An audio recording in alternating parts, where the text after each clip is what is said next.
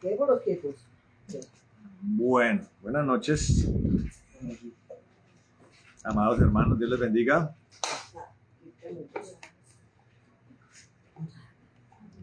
Iniciamos un nuevo tiempo de discipulado.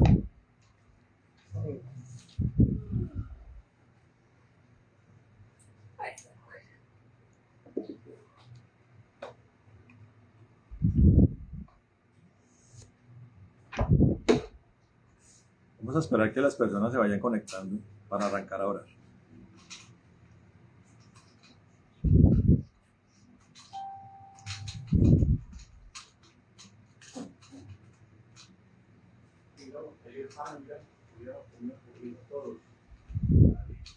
No, ellos trajeron lentejas y arroz. Estoy transmitiendo, madre. ¿Ah? Estoy transmitiendo.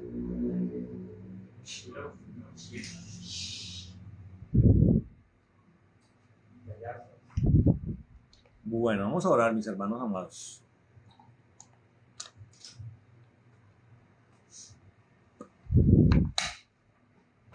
Bueno, Padre bendito, en el nombre de Jesús de Nazaret, nosotros te damos gracias, te alabamos, te bendecimos, Señor, en esta noche. Glorificamos tu nombre, Dios bueno y santo, en el nombre de Jesús.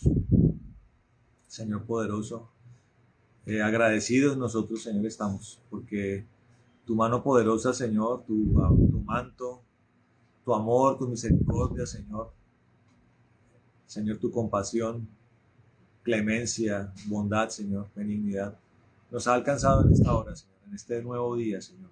Nos has permitido, Dios, levantarnos para la gloria tuya, Señor, con un propósito especial, Señor, que es el de conocerte aún más, Señor, el de ahondar, Señor, en una relación contigo, Señor, maravilloso, en poder y tener el privilegio, Señor, de adorarte, de perfeccionarnos, Señor, en la calidad de adoradores en espíritu y en verdad, Señor. Señor, con un propósito para ser nosotros luminares, testigos tuyos, Señor, que con tu amor y con tu unción, Señor, con la palabra, Dios, podamos nosotros traer al mundo esperanza, Señor. El mensaje, Señor, de la salvación, de la vida eterna, Señor. Una voz que clama, Señor, en medio del desierto, dando la oportunidad, Dios, para que todos aquellos que se han apartado de la presencia de Dios, aquellos que habían estado enemistados con Dios, aquellos que posaban, Señor, en sus cuellos las cargas de la condenación, Señor, ahora tengan una oportunidad, Dios, por la gracia y el favor tuyo, Señor, y por eso estamos acá, porque queremos profundizar, Señor, en esa convocatoria, Dios, en esa propuesta poderosa, Dios, que tú nos has dado. Y hoy afirmamos esto y queremos que por el Espíritu Santo, Señor, y por el nombre de Jesús, nosotros seamos confirmados en esto, Señor, en el nombre de Jesucristo. Y nos rendimos delante de ti, Señor, para que nos llenes con tu presencia, para que nos hables, Señor, para que sigas grabando en nuestros corazones, como está escrito, Señor. Ya no es una ley, Señor, grabada en piedra, que fue gloriosa, sino que es una ley, Señor, grabada en el corazón, Dios, más gloriosa aún, Señor. Porque si por la ley de piedra, Señor, Moisés tenía que ponerse un velo en su cara, Señor. Ahora tenemos una ley grabada en el corazón, Señor, maravilloso. Y en el nombre de Jesucristo, nosotros hoy venimos delante de ti, Señor, pidiendo, Dios, que nos consolides, Dios, y que el reino de los cielos venga, maravilloso Dios, algo precioso y poderoso, Señor, que transforme nuestras vidas, Dios maravilloso, que nos permita crecer, Señor, y fortalecernos en nuestro ser interno, maravilloso Dios. Te lo pedimos en esta hora en el nombre de Jesucristo. Y Señor, por tu palabra, Dios, pedimos, Señor, que venga algo precioso para este momento, para este tiempo, Señor, edificante, fructífero, Señor, provechoso, en gran manera, en el nombre de Jesús. Te lo pedimos, Señor, nosotros reprendemos todo error y toda confusión en el nombre de Jesús. Atamos todo esto, lo echamos a la y pedimos que la diafanidad, la claridad tuya venga a nuestras vidas en el nombre de Jesucristo. Para tu gloria y honra, Señor. Amén, amén. Amén. Estamos acá. Muchachos, estamos acá en reunión, ya poniendo atención. Si quieren, siéntense en el piso o en la silla, pero pongan atención. Manuel. Bueno, buenas noches mis hermanos amados. Dios les bendiga a todos. Amén. Un nuevo tiempo hoy de enseñanza bíblica, de discipulado. La semana pasada dimos por finalizado el primer tema, el primer rudimento de la doctrina de Cristo, de los que están contenidos en el capítulo 6 del libro de Hebreos, que se llamaba el arrepentimiento de obras muertas. Muy importante, muy importante. Si usted quiere repasarlo, hermano, nosotros tenemos el material, la cartilla de los rudimentos. Para todo aquel que lo necesite, se la podemos enviar vía PDF para que usted la estudie. Yo le di un toque más profundo, tal vez, en ciertos aspectos, a toda la temática del arrepentimiento de obras muertas, o más bien un refuerzo a lo que ya está contenido en la cartilla, pero en la cartilla está la base, la columna vertebral de todo lo que es fundamento de doctrina cristiana. Amén. Entonces, para el que lo quiera, completamente gratis, usted me escribe o manda un mensaje por WhatsApp o por el grupo o por la página de la iglesia, y nosotros con mucho gusto le reenviamos el material en PDF, y todo aquel que quiera también aprender acerca de pautas bíblicas para las buenas finanzas del cristiano. También tenemos el material para todo aquel que lo necesite, para todo aquel que lo quiera volver a repasar y todo aquel que quiera aprender acerca del tema. Todo con absoluto respaldo bíblico. Amén. Amén. Entonces el día de hoy vamos a arrancar con un nuevo tema. Es un tema maravilloso. Vamos entonces al capítulo 6 de Hebreos nuevamente.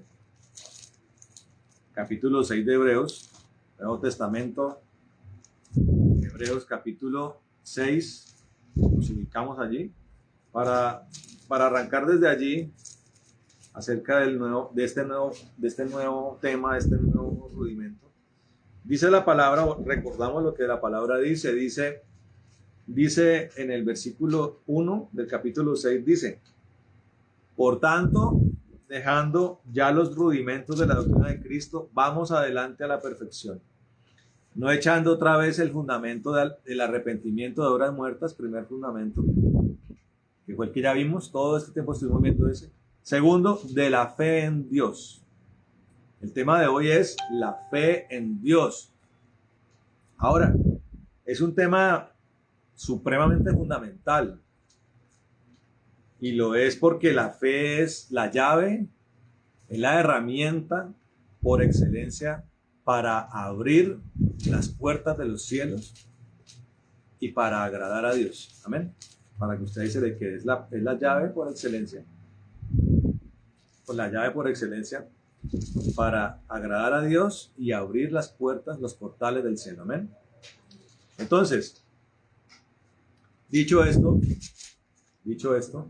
quiero que arranquemos con un versículo que es el versículo que generalmente exponemos, o el que nos da pie o el que nos da impulso para el estudio de la fe, que está en Hebreos capítulo 11, y más adelante está capítulo 11 en el versículo 1. Lo vamos a leer. Dice la palabra del Señor allí en el 11:1, dice: es pues la fe la certeza de lo que se espera, la convicción de lo que no se ve. Repito, es pues la fe la certeza de lo que se espera y la convicción de lo que no se ve. Hay una versión que no es fácil de conseguir. Yo la tengo, no la traje hoy, se me olvidó traerla o ponerla a disposición para el día de hoy, que es la versión Reina Valera 2006. Usted consigue la Reina Valera 2015, usted consigue la Reina Valera 1995, usted consigue la Reina Valera 1960, pero la 2006 no es fácil de conseguir. Y la 2006 tiene una característica una característica muy importante, y es que hace uso de un mejor recurso de la literalidad. O sea, es una versión más apegada a lo que literalmente quería decir la persona que escribió la carta, o las personas que escribieron la Biblia. Y en esa versión, no sé si la voy a decir exactamente, pero dice más o menos esto, dice, es pues la fe, la certeza de las cosas que se esperan, la certeza de las cosas que se esperan y la convicción de los hechos que no se ven. Entonces, es pues la fe, la certeza de las cosas que se esperan. En esta versión dice de lo que se espera y la convicción de los hechos que no se ven. Amén. Amén. Es un poquito más amplio, dice lo mismo, pero es más amplio el concepto. Ahora, cuando nosotros vemos este versículo, nosotros tenemos que ir desmenuzando lo que cada palabra significa. No voy a arrancar por la fe porque es de lo que más tenemos que hablar. Pero cuando hablamos acerca de la certeza, cuando uno estudia, hermano, el término certeza, desde el idioma español, desde el latín, desde el griego, desde el hebreo, coincide en algo. Hay un concepto que reúne todas las descripciones acerca de certeza. Y lo que significa certeza es que no hay margen de error. Para que usted se le quede grabado allí. Certeza es la inexistencia del margen de error. El margen de error es algo que en la ciencia y en lo que el hombre hace generalmente está contenido. Por ejemplo, los matemáticos, los egiptólogos, gente experta en este tipo de cosas, han estudiado, por ejemplo, las pirámides que hay allá en el Cairo, en Egipto. Y están sorprendidos porque generalmente una construcción de esas tan grande, con tanta pieza, más o menos la pirámide de Keops, que es la más grande de todas, tiene más o menos 2,5 millones de rocas cortadas, rocas que pueden pesar toneladas, 4, 5, 10, 20 toneladas, 40 toneladas. Y hay 2,5 millones de esas rocas unidas formando una pirámide. Y están aterrados porque fue tan preciso la construcción, que el margen de error es muchísimo más, o sea, es muy inferior a lo que hoy, cuando se construyen grandes edificios o obras colosales, es menor el margen de error de la pirámide de Keops que edificios que se hacen hoy en día. Entonces eso los tiene a ellos sorprendidos. Pero entonces, para explicarles que el margen de error siempre está ahí, en la matemática, en la ingeniería, en todas las ciencias humanas está el margen de error. Pero cuando hablamos de certeza me está diciendo que no hay margen de error. Es como si una persona que compite en las Olimpiadas en el tiro al arco. Usted se pone a ver el tiro al arco. ¿Quién gana la prueba de tiro al arco? El que haga puntajes más cercanos al 10. Pero entonces, cuando hablamos de certeza, en este ejemplo, una persona que siempre va a apuntarle al 10 o a dar la diana en el 10 va a asegurar la medalla de oro o el primer lugar, porque no existe una persona que sea capaz de hacer eso, de todos los disparos en 10. Una persona que hace todos los disparos en 10, sin importar quién sea su oponente, sin importar con quién esté compitiendo, sí, va a asegurar la medalla de oro. Entonces la certeza es eso. Cuando Dios está hablando de certeza, está hablando de que es una certeza de que no tiene, o sea, está basada en que no hay margen de error.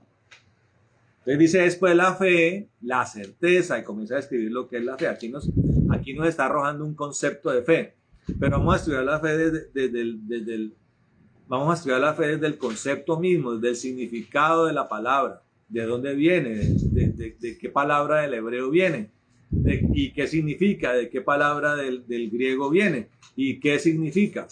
Aquí dice que es la certeza, o sea, el no margen de error de lo que se espera. En la otra versión dice de las cosas que se esperan.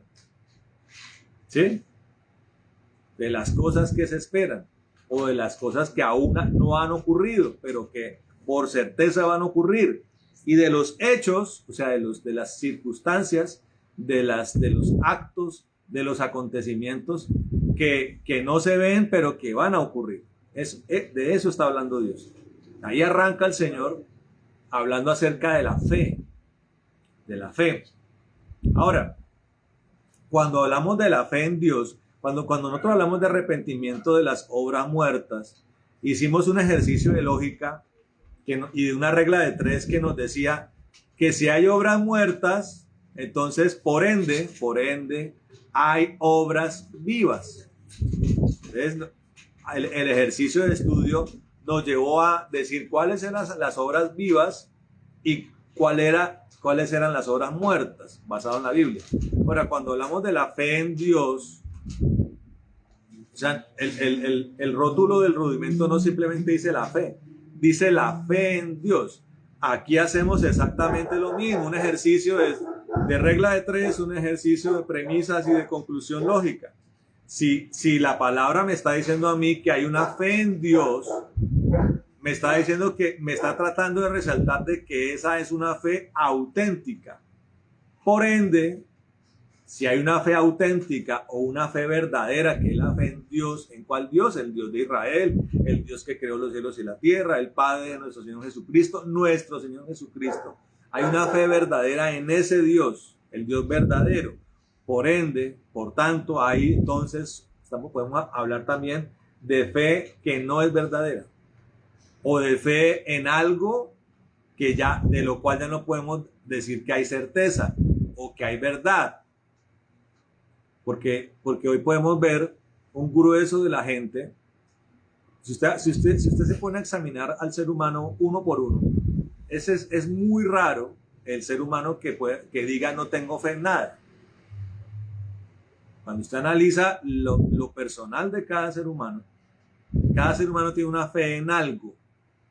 Entonces, por ejemplo, hay gente que le tiene fe, no sé, a la medicina natural, por ejemplo. O hay gente que le tiene fe a los intelectuales, a los eruditos. O hay gente que le tiene fe a los políticos. O hay gente que le tiene fe a los ídolos. También hay una fe en los ídolos, ¿sí? O a líderes.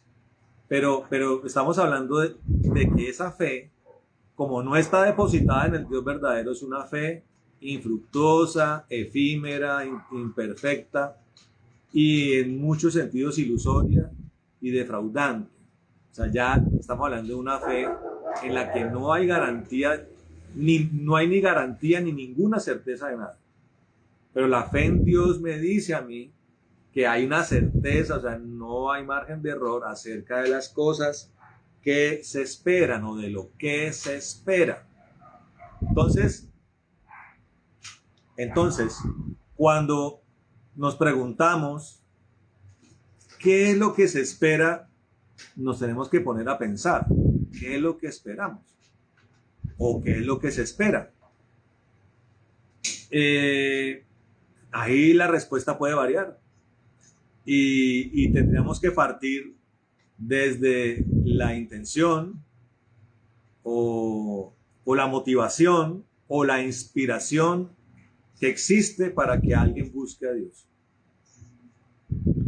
Cuando nosotros evangelizamos, hermano, y tocamos las puertas de los corazones de los que están perdidos, hay infinidad de motivos por los cuales las personas dicen quiero buscar a Dios. Pues puede ser una necesidad financiera, o puede ser la redención de una familia, o puede ser una oportunidad laboral, o puede ser sencillamente paz interior, o puede ser sencillamente la reconstrucción de un matrimonio, o puede ser un tema de salud, la persona está enferma o un familiar enfermo. Y la gente encuentra en esas motivaciones, en esas inspiraciones, una razón para buscar a Dios, para empezar a adquirir una fe en Dios. Ahora, eso es bíblico porque cuando usted mira el evangelio, los evangelios, las personas que se acercaban al Señor o muchos a los cuales el Señor se acercaba tenían razones muy particulares acerca de poder recibir de parte de Dios algo poderoso. Entonces si usted mira el leproso que quería, o los leprosos, la sanidad de su lepra. La mujer del flujo de sangre, ¿qué necesitaba? La sanidad de esa hemorragia que llevaba muchos años. ¿Qué necesitaba, por ejemplo, qué necesitaba el ciego de nacimiento? Necesitaba ver. ¿Sí? ¿Qué necesitaba el paralítico de Betesda? Volver a caminar. ¿Qué necesitó la mujer adúltera? La pecadora que fue encontrada en el acto mismo del adulterio. Necesitó perdón, compasión acerca de ese momento vergonzoso que bajo la ley de Moisés era causa de ser apedreada y lapidada. Pero entonces, y eso lo vemos hoy, usted predica el evangelio y usted va a encontrar que la gente tiene un sinnúmero de situaciones para decir, necesito buscar a Dios. El alcohólico que quiere dejar el licor quiere cambiar su vida y dirigirse a Dios. La mujer que es promiscua, o el hombre promiscuo también, o el drogadicto, bueno. Pero cuando nosotros predicamos, nosotros tenemos que entender esto y con amor tenemos que llevar a la gente a que comprenda que Dios puede, a través de la fe, satisfacer o saciar esta necesidad muy particular, pero tenemos que llevarlo a que lo que Dios quiere a través de la fe en Él es resolver un problema aún mayor que el que la persona puede tener, mucho más grande. Y ese problema que hoy tienen los pecadores o los que hoy están apartados del Señor es que tienen la X de una condenación sobre sus cabezas. Y esa condenación, como lo hemos predicado en muchas ocasiones, está basada en que el que muera en esta tierra en pecado va a ir a un lugar completamente horrible y terrible, que se llama el infierno, tormentoso, agobiante, y es el clímax de la desesperación y del tormento, que se llama el infierno. Nosotros predicamos el evangelio, otorgamos a través de la predicación la herramienta para que la gente conozca lo que es la fe y que entienda que para salir de ese estado hay que poner a activar y en funcionamiento lo que se conoce como la fe en Dios, que como lo hemos visto es la certeza de lo que se espera. Entonces, cuando hablamos de lo que se espera, tenemos que partir del hecho de que lo que esperamos, lo más grande que esperamos en el uso de esa fe, es la salvación de nuestras almas. Y la palabra lo dice claramente, el fin de la fe es la salvación de las almas. Pero también tenemos que entender que como en la otra versión dice las cosas que se esperan, claro, esa es la más importante y la más resaltante. Estamos perdidos, necesitamos ser salvos de la condenación y del infierno. Pero como hablamos otra vez de la matemática, hay una fórmula que Dios aplica. Si Él hizo lo más, entonces Dios tiene la disposición y la capacidad de hacerlo menos. Si Dios es capaz de salvarnos, como el milagro más grande, que no solamente es algo que Dios hace por la sangre de Cristo, sino que dentro de ese paquete de salvación está que Dios nos convierte en una nueva naturaleza. El milagro más grande es el cambio de corazón y de naturaleza de pecador a santo. Pero si es capaz de hacer lo más grande de todo, es capaz de hacer todo lo que está por debajo en eso. Una sanidad, una puerta financiera, la restauración de la familia, la restauración del matrimonio, ¿sí? La paz interior que sobrepasa todo entendimiento, la prosperidad. Todo lo que Dios es capaz de hacer está allí en un ítem o en ítems consecuentes a lo más grande. Entonces las cosas que se esperan están encabezadas por la salvación y de ahí para abajo todo lo que Dios en su acto de misericordia, de clemencia, compasión, amor por nosotros y piedad, pues por nosotros puede hacer Dios. Esas son las cosas que se esperan. Y podemos agregar además, porque una de las palabras más retumbantes que tiene que estar sonando en los círculos de la iglesia de nuestros altares, de las congregaciones, de los ministerios, de las familias cristianas, es la palabra Maranata. La palabra Maranata era la palabra que utilizaba el apóstol Pablo. ¿Qué significa Cristo vuelve pronto?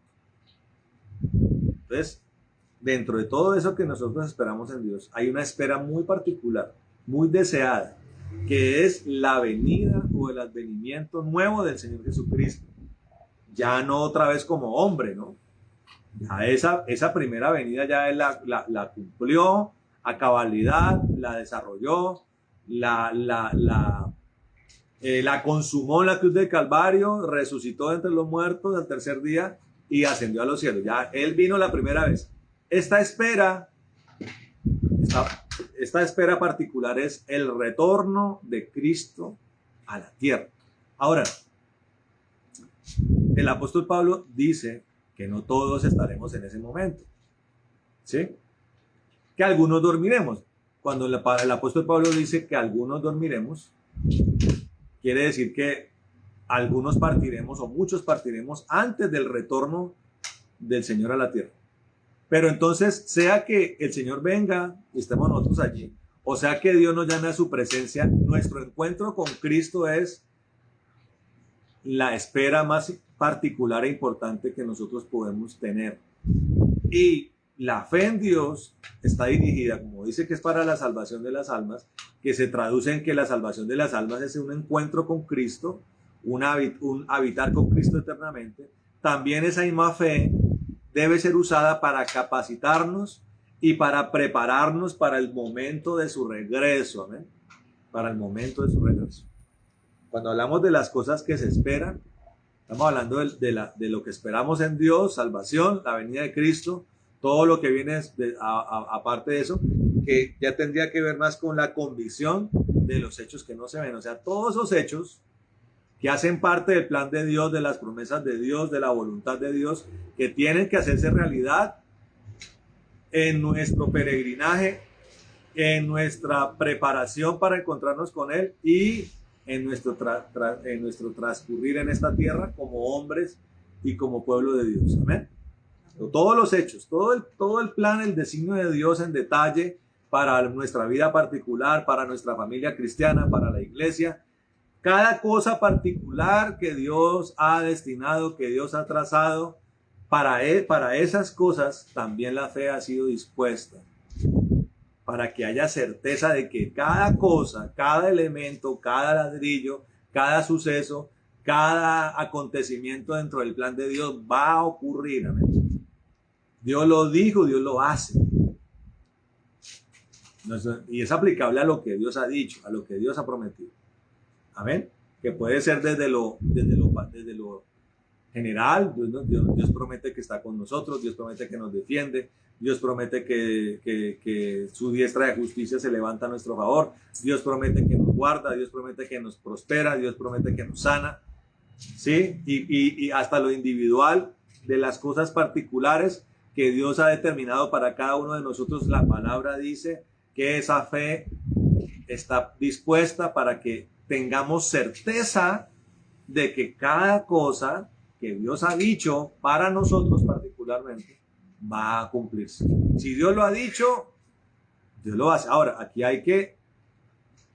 hay una invitación, en un paréntesis decimos hay una invitación para que nosotros permanentemente corroboremos que el que ha dicho las cosas generales están muy claras, pero en las cosas particulares confirmemos nosotros que ha sido Dios el que nos ha llevado por esa línea de acontecimientos, amén. Y de que aquello que nos ha sido dicho haya sido Dios el que nos haya dicho. Tiene que rodearse de hombres de Dios certeros, amén. Transmisores de la certeza de Dios. Es un reto que tenemos y para que obre para bienes todo eso en nuestras vidas, amén. Ahora, dicho esto porque del capítulo 11 podemos decir nosotros, podemos demorarnos durante sesiones porque es un capítulo maravilloso, que lo iremos mirando en la medida que vayamos pasando las sesiones, amén. Pero quiero que miremos quiero que miremos algo más acerca del significado de la palabra fe. La palabra fe en el griego antiguo y nuevo también se utiliza la misma palabra. Viene del griego pistis, para los que anotan, P-I-S-T-I-S, pistis, griego pistis. Dice acerca de ese término, que es la palabra relacionada con creer. Creer, que es un término que suena como muy general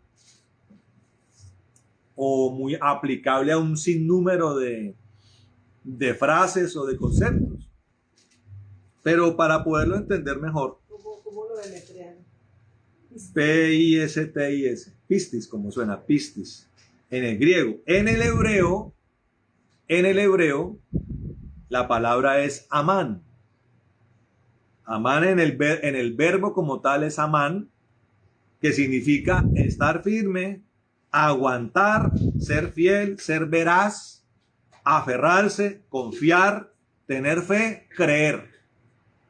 Amén. Ahora, aquí hay un dato bastante importante, porque en el momento en que este verbo se convierte en adverbio, ya no se dice amán, sino en amén. Cuando usted dice amén, la palabra amén, usted está diciéndole a Dios, cuando usted dice amén es como si usted estuviera poniéndole una huella a un contrato.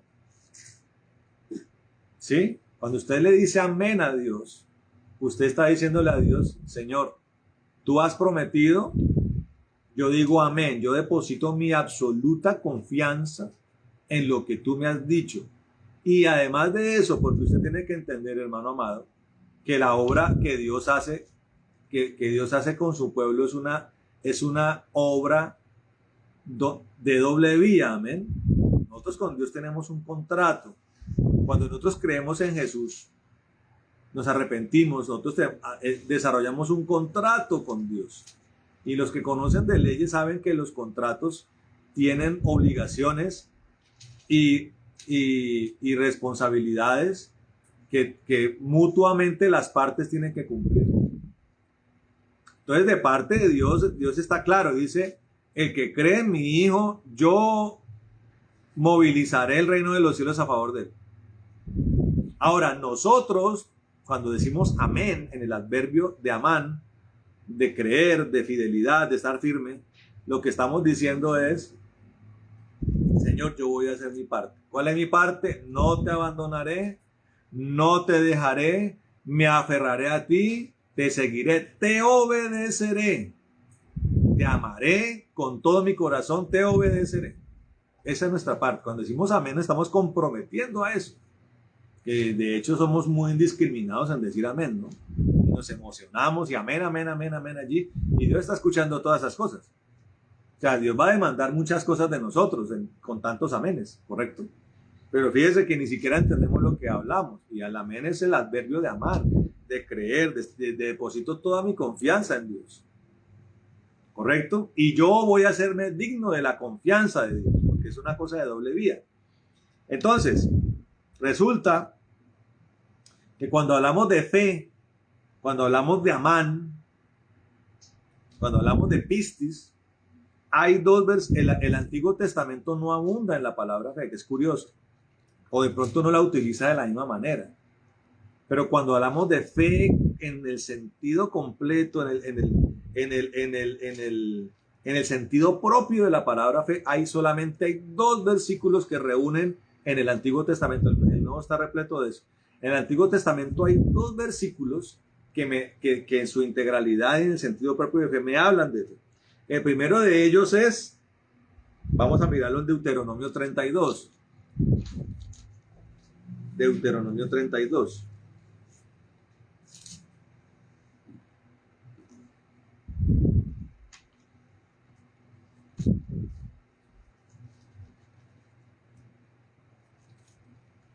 Ahí antecito de el libro de Josué. 32, versículo 20. Dice lo siguiente. Dice: Póngale cuidado. Dice, y dijo, esconderé de ellos mi rostro, veré cuál será su fin, porque son una generación perversa, hijos infieles. Usted dirá, bueno, pero pastor, ¿dónde habla acerca de la fe? Les he explicado, hermano, que cuando usted describe un concepto negativo, puede sacar a relucir el concepto positivo. Entonces, aquí está hablando de hijos infieles, ¿sí? En la última parte, de hijos infieles. En otra versión habla de infidelidad, o de un pueblo, o de un pueblo que practica la infidelidad. Cuando usted habla de infidelidad, usted entonces concluye que hay fidelidad. Entonces usted invierta usted el sentido del versículo. Él está diciendo, esconderé a los infieles mi rostro. Entonces, si lo invertimos, ¿cómo lo ponemos? Mostraré mi rostro a los fieles, correcto. Dice la segunda parte, para los infieles veré cuál será su fin. ¿Qué está diciendo Dios? Para el infiel, pienso permanentemente en cómo destruirlo. Oiga esto, que ya alguna vez prediqué acerca de que Dios ama a la humanidad, pero en materia individual aborrece al pecador. Si el pecador quiere destruirlo, a la humanidad quiere salvarla, al pecador quiere destruirlo. Está invadido el Antiguo Testamento especialmente acerca de lo que Dios quiere hacer con el bandido y con el pecador. Entonces dice que respecto al infiel, él medita acerca de cuál será su fin. Lo que me habla a mí también de la paciencia de Dios y de la oportunidad de Dios de que se arrepienta antes de que venga su fin. Pero si lo invertimos, podemos decir, en cuanto al fiel, Dios permanentemente, ¿qué va a hacer? Va a pensar cómo bendecirlo.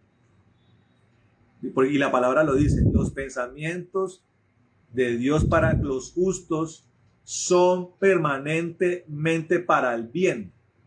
O sea, Dios todos los días, aunque Él vive en eternidad, todos los días, para nosotros los que creemos, se la pasa pensando en cómo bendecirnos. ¿Correcto? Y dice acá, porque son una generación perversa. ¿Respecto a quién? A los infieles. Pero, ¿qué dice? ¿Qué podría decir Dios acerca del fiel? Es una generación que endulza mi corazón.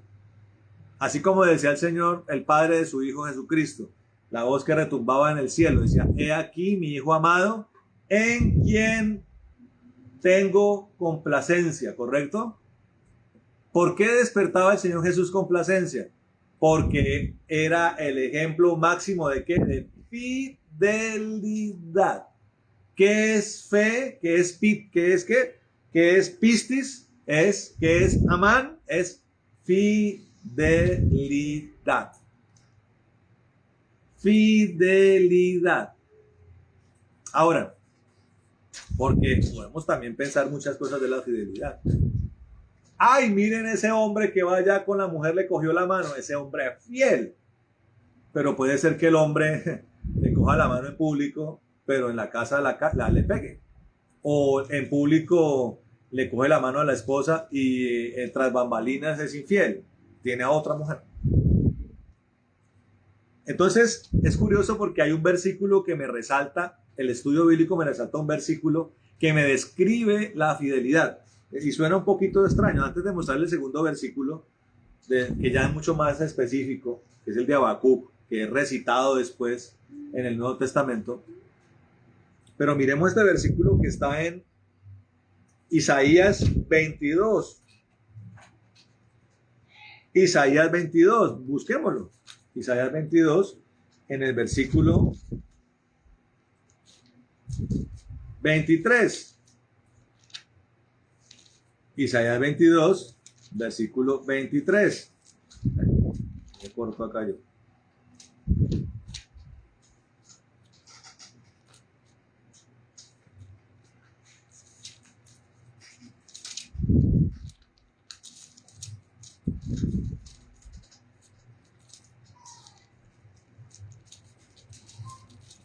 Dice lo siguiente. Mire esto. Versículo 23 del capítulo 22 de Isaías. Dice, mire esto lo que dice. Y lo hincaré. Voy a leer desde el 22. Dice, y pondré la llave de la casa de David sobre su hombro y abrirá y nadie cerrará. Cerrará y nadie abrirá. Que es lo que también dice Apocalipsis 3:7. Que Dios abre puertas que nadie cierra y cierra puertas que nadie abre. ¿Sí? Ahí está relacionado esos dos versículos. Pero mire lo que dice el 23. Dice, y lo hincaré como clavo en lugar firme. Entonces, la fidelidad, el que cree, el ejemplo que el estudio de la palabra me da es este versículo. Usted cuando clava un clavo, ¿de qué se cerciora cuando usted clava un clavo? Cuando usted clava un clavo en la pared, ¿cuál es su principal énfasis? Esmero para cuando usted pone un tornillo en la pared. Cuando usted va a poner un tornillo en la pared, ¿para qué es? Para colgar algo.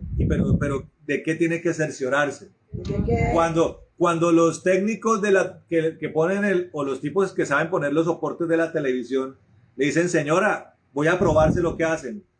Se cuelgan del soporte. O sea, le dice al cliente, mire, se lo dejé tan bien taladrado que me subo yo y no hay ninguna posibilidad de que se caiga.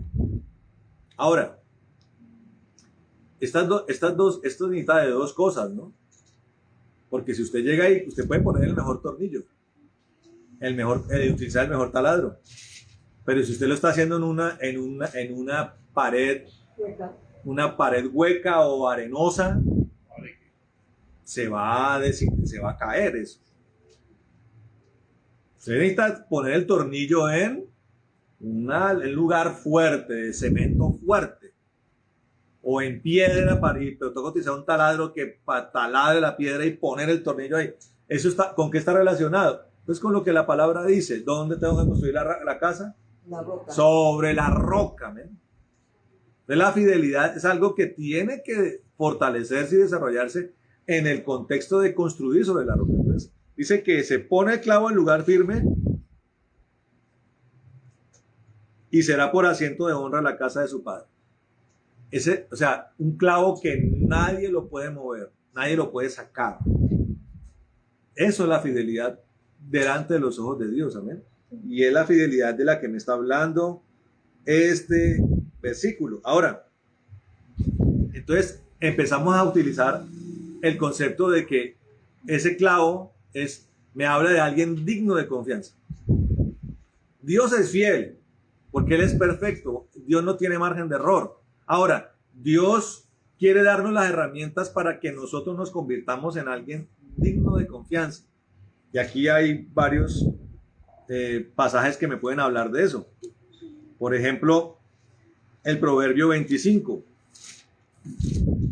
El Proverbio 25 me dice, en el versículo 13 dice lo siguiente, dice,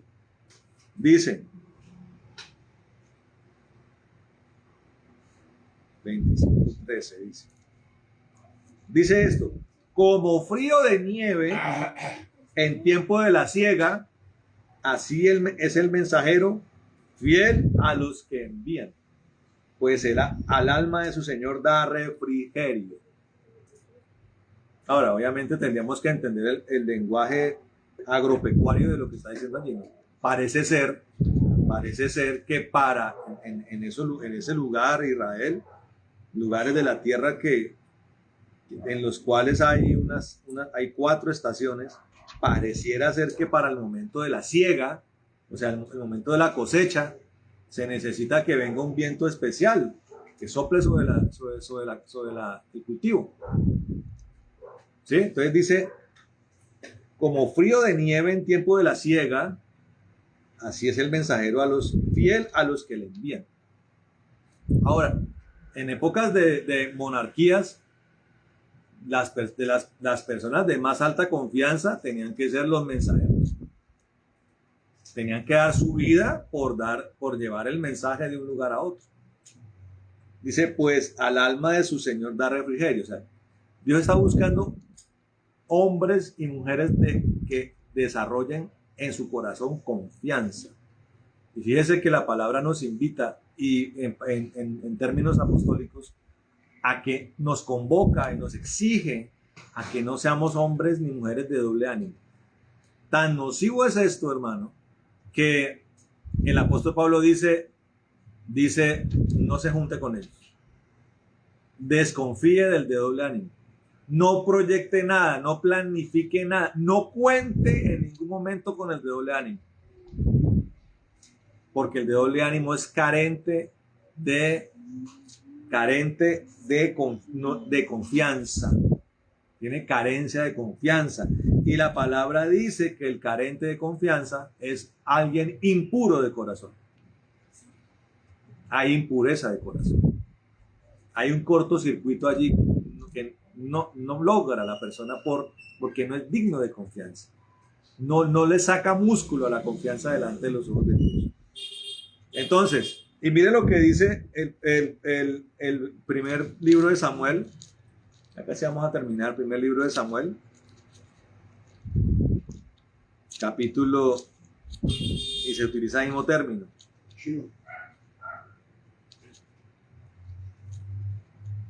Capítulo 22. Dice lo siguiente.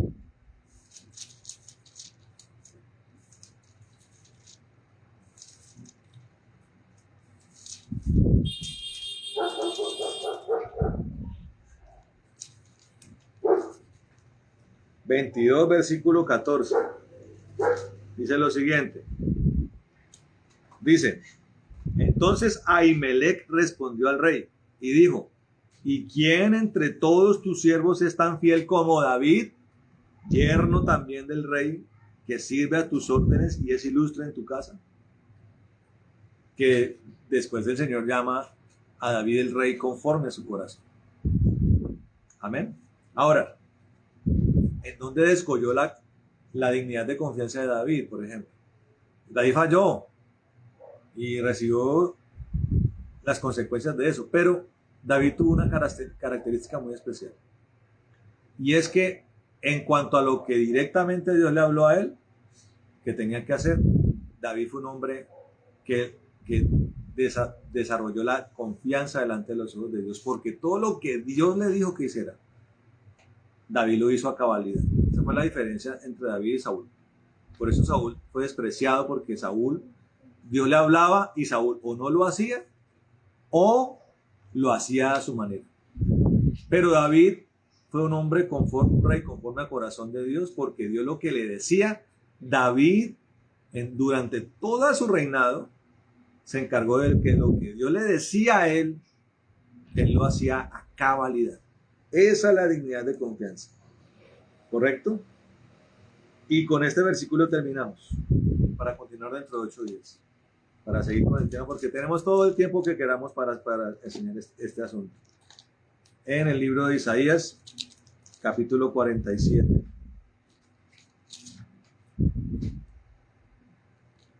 Isaías 47. Dice lo siguiente.